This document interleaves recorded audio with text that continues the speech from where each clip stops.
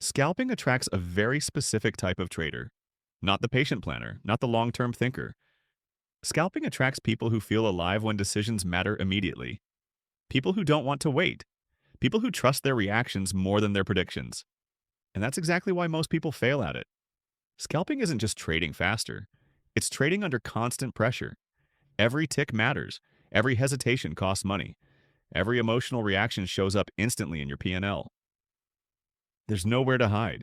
If you've ever tried scalping and felt mentally exhausted after an hour, hit the like button. That reaction alone tells me you understand what this style really demands. Most traders approach scalping thinking it's about speed. It's not. Speed is the result. The real requirement is emotional control under compression. Scalping compresses time, emotion, and consequence into seconds.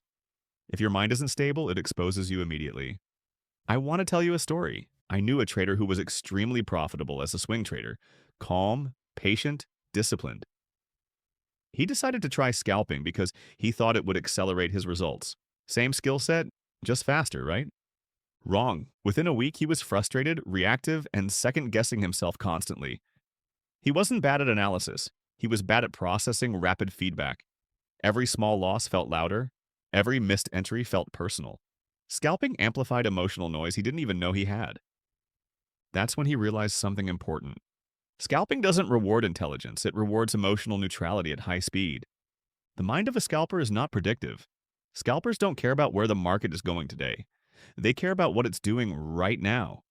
Direction matters less than behavior. Momentum matters more than narrative. Most traders struggle with this because they want to be right. Scalpers want to be done. That sounds small, but it's a massive difference. A scalper doesn't sit in trades hoping. They enter, manage, exit, and move on. No attachment, no storytelling, no convincing themselves the market owes them something. That detachment is rare. Most traders carry emotional residue from one trade to the next. A win creates confidence. A loss creates hesitation. Scalpers can't afford that. Each trade must exist in isolation. No memory, no anticipation, just execution. This is why scalping breaks people mentally. The feedback loop is brutal. You don't get time to rationalize, you don't get time to calm down. If you're tilted, the market knows before you do.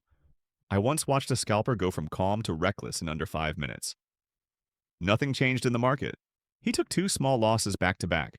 Instead of stepping away, he sped up, clicked faster, took marginal setups. Within minutes, his edge was gone. When I asked him what happened, he said, "I just wanted to get back to flow." That's the trap. Scalping creates an illusion of control. Because trades are short, traders believe they can fix things quickly. That belief leads to overtrading. Overtrading leads to mistakes. Mistakes compound faster in scalping than any other style.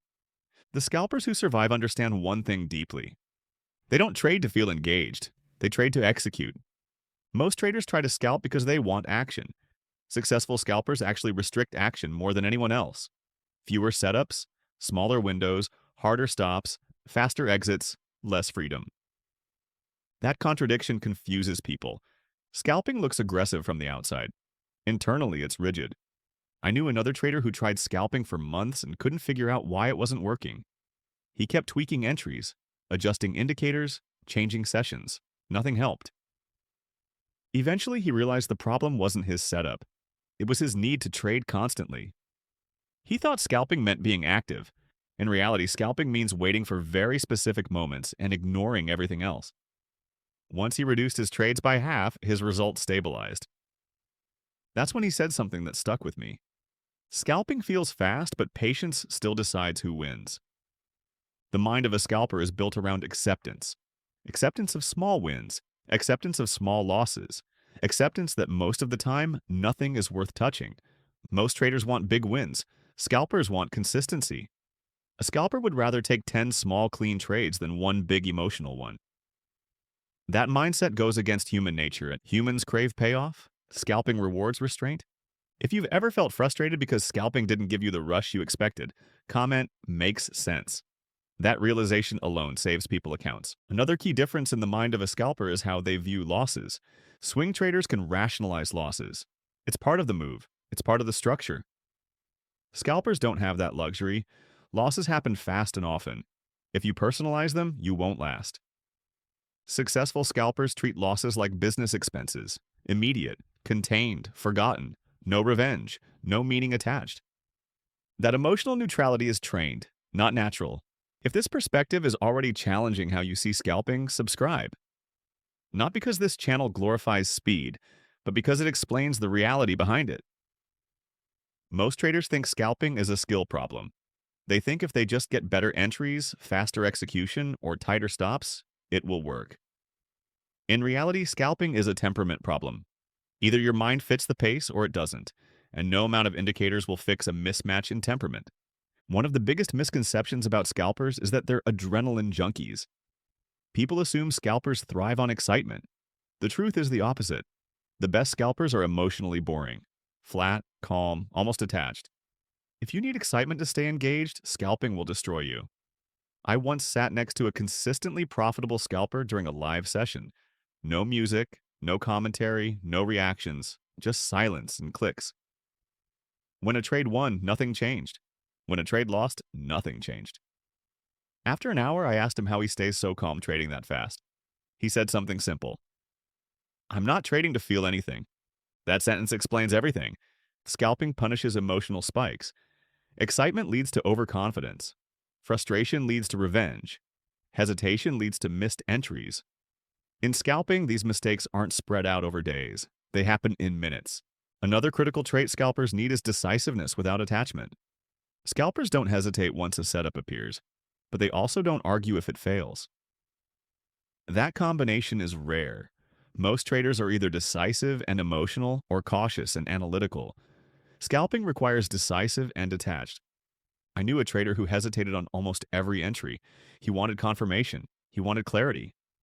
By the time he clicked, the move was gone. He'd then chase, get a worse entry, and stop out. He blamed speed. The real issue was indecision under pressure. Scalping forces you to accept imperfection. You will not get perfect entries. You will not catch full moves. You will exit early and watch price continue. If that bothers you, scalping will eat you alive. Profitable scalpers don't care about missed profit. They care about executed process. Another trait scalpers need is tolerance for rapid loss sequences. In scalping, you can take multiple losses in a short window, even with a solid edge. If each loss shakes you, your behavior will deteriorate quickly. This is why many traders spiral when scalping. The feedback is too fast for their emotional recovery speed. I once watched a trader take 4 small losses in 10 minutes. None of them were mistakes, statistically normal. Emotionally, it broke him. He sized up on the next trade and wiped out the morning's gains. That wasn't a strategy failure, that was an emotional endurance failure. Scalpers who last have trained themselves to stay neutral through rapid outcomes. Wins don't inflate them, losses don't threaten them. Everything is treated as data. This leads to another misunderstood trait. Scalpers must be extremely selective, not hyperactive. From the outside, scalping looks like constant trading. In reality, the best scalpers trade less than most beginners. They wait for very specific conditions. They ignore noise. They pass constantly. Most people fail at scalping because they feel obligated to trade. They sit in front of the screen and think, if I'm not trading, I'm wasting time. That mindset guarantees overtrading. I knew a scalper who had a rule that shocked people. If I feel the urge to trade, I stop. That urge was his signal that emotion was creeping in. That self-awareness kept him alive. Another psychological requirement is strict respect for limits. Scalpers cannot afford flexible rules. Small deviations compound instantly. A slightly wider stop, one extra trade, a little more size. These things that barely matter in swing trading become lethal in scalping. This is why many scalpers use hard daily limits. Max loss, max trades, time cutoffs. These aren't conservative, they're survival tools. If you've ever said, "I'll just take one more scalp," you've seen how dangerous flexibility can be. Another thing people underestimate is mental fatigue. Scalping demands intense focus, not excitement. Focus. Watching price behavior, not predictions. That focus drains cognitive energy fast. After a certain point, decision quality drops. That's when mistakes happen. The best scalpers don't push through fatigue. They stop early. They understand that tired scalping is reckless scalping. I once asked a profitable scalper why he only traded the first hour of the session. He said, because that's when my mind is clean. After that, I'm slower. Slower decisions cost money. That level of self-honesty is rare. Another key difference in the mind of a scalper is how they handle time. Scalpers don't think in days or weeks, they think in moments. But paradoxically, they have a long-term mindset. They know any single trade means nothing. They judge success over hundreds of repetitions. That combination is hard for most people.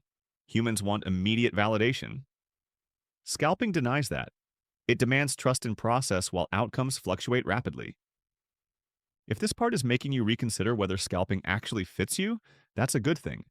Like the video if this is helping you see the reality instead of the fantasy. Scalping doesn't just expose weakness. It accelerates consequences. Mistakes that might take weeks to show up in swing trading can destroy an account in a single session when scalping. That's why people say scalping is dangerous, not because it's random, but because it removes the buffer between bad behavior and punishment. The most common way scalpers blow accounts is through speed masking emotion. Because everything happens quickly, traders mistake activity for control.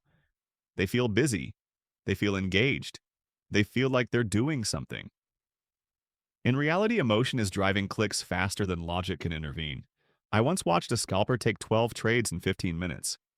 Not because 12 setups appeared, but because he felt off after a loss and wanted to stay in sync with the market.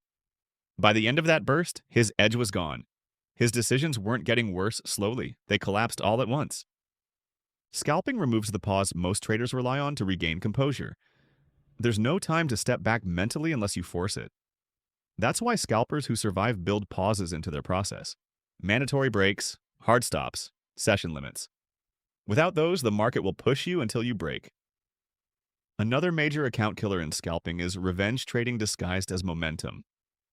Scalpers love the word flow. When they're winning, they feel in flow. When they lose, they try to get back into flow. That's dangerous. Flow is not something you chase. It's something that appears when execution is clean. I knew a scalper who would say, I just need to catch one clean move to reset. That belief kept him clicking when he should have stopped. He wasn't trading anymore. He was emotionally chasing relief. In scalping, the desire to fix your emotional state with the next trade is lethal. Another fast killer is scaling up too quickly. Because scalping produces frequent wins, traders get comfortable fast. They feel like they've figured it out. They increase size before they've proven consistency over enough trades. That confidence spike feels earned, but it's premature. I've seen scalpers double size after a good morning and give it all back by lunch. The strategy didn't fail. The risk expanded faster than discipline. Scalping rewards gradual scaling, tiny increments, long observation. Anything else is gambling with speed. Another mistake that blows scalpers up is overstaying sessions. Scalping demands peak focus. The moment attention dips, execution suffers. But traders convince themselves they can push through. They stay at the screen too long. Fatigue sets in. Decision quality drops. I once asked a scalper why he shut down after 1 hour even on good days. He said because the market will still be there tomorrow, but my edge won't if I burn it today. That mindset is rare. Most traders treat energy as infinite. Scalping proves it isn't. Another destructive habit is trading through drawdown without adjusting behavior. In scalping, small drawdowns happen quickly. Traders see red and feel urgency. They try to trade out of it instead of slowing down. That urgency accelerates losses. The best scalpers do the opposite. After a drawdown, they reduce size or stop entirely. They treat drawdown as a signal to protect capital, not recover it. Most blown scalping accounts died because the trader tried to trade their way back emotionally. Another overlooked issue is attachment to accuracy. Scalpers often become obsessed with win rate. They want to be right often. That leads to taking marginal trades just to maintain accuracy. That mindset destroys expectancy. Professional scalpers accept losses easily. They focus on net outcome, not being right. They know a few clean losses are cheaper than one emotional mistake. There's also the illusion that scalping requires constant screen time. Many traders think scalpers stare at charts all day. The opposite is true for the ones who survive. They trade narrow windows, specific sessions, defined volatility conditions.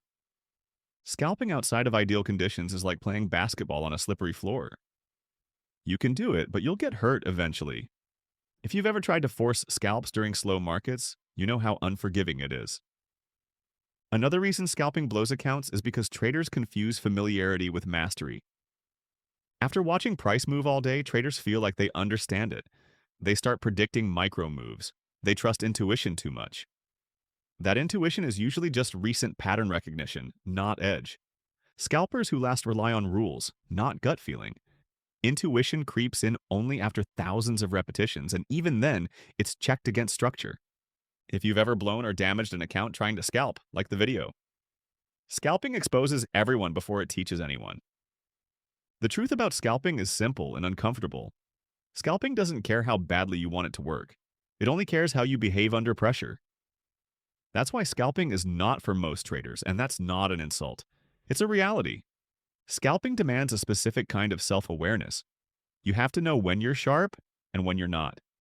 You have to know when emotion is creeping in before it takes over. You have to be willing to stop even when you feel like you could make more. Most traders don't struggle with scalping because they lack skill. They struggle because they lack restraint. If you're the kind of person who needs to trade to feel productive, scalping will punish you. If you need to be right, scalping will expose you. If you carry frustration from one trade into the next, scalping will accelerate that damage. But if you can trade without needing emotional payoff, scalping can work. That's the dividing line. The scalpers who survive don't trade all the time.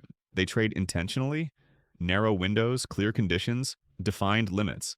They don't chase movement. They wait for it to come to them. They also don't identify as scalpers emotionally. That sounds subtle, but it matters. Scalping isn't who they are. It's what they do during specific moments when conditions are right. That separation protects them from ego-driven decisions. I once asked a consistently profitable scalper how he knows when to stop for the day. He said something simple. When I feel anything about the last trade, I'm done. That awareness took him years to develop, but once he had it, his results stabilized. Scalping punishes emotional carryover more than any other style. Another important truth is that scalping is not the fastest way to get rich. It's the fastest way to find out who you are under stress. If you use it as a shortcut, it will cost you. If you treat it as a precision craft, it can fit certain personalities very well.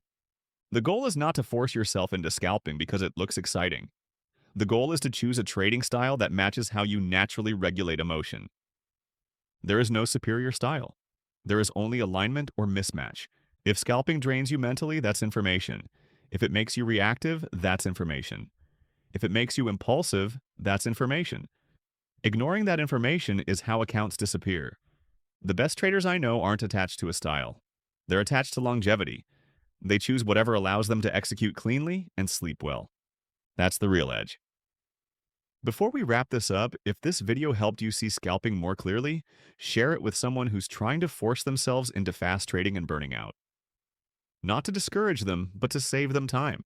And if you want more content like this that focuses on mindset, discipline, and sustainability instead of hype, subscribe. This channel isn't about telling you what style is best. It's about helping you trade in a way that doesn't destroy you. And I'll leave you with this. Scalping isn't about speed. It's about restraint under speed.